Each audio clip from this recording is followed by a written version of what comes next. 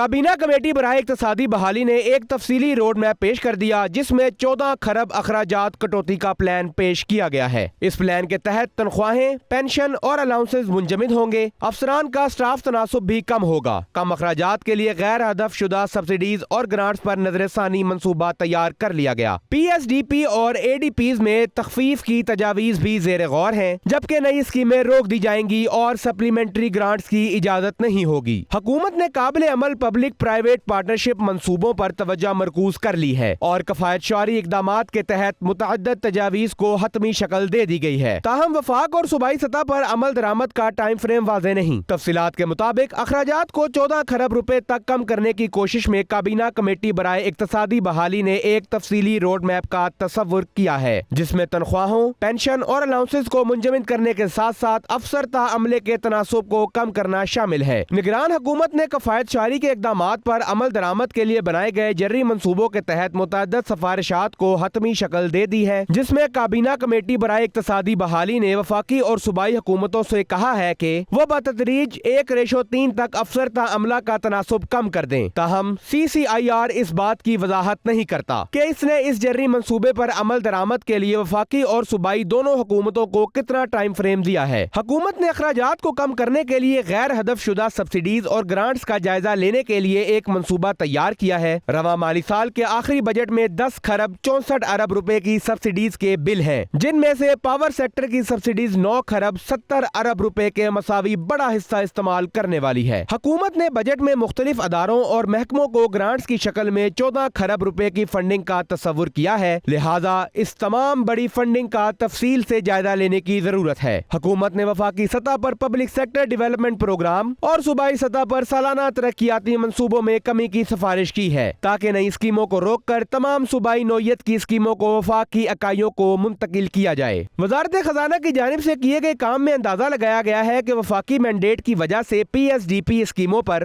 دوبارہ توجہ مرکوز کرنے سے رواں مالی سال کے لیے وفاقی حکومت کے لیے 315 ارب روپے کی بچت ہو سکتی ہے۔ نگران حکومت بھی منتقل معاملات پر وفاقی اخراجات کو مرحلہ وار ختم کرنے کا ارادہ رکھتی ہے۔ منتقل شدہ وزارتوں کے آپریشنل اخراجات میں کمی سے 328 ارب روپے کی بچت ہو سکتی ہے۔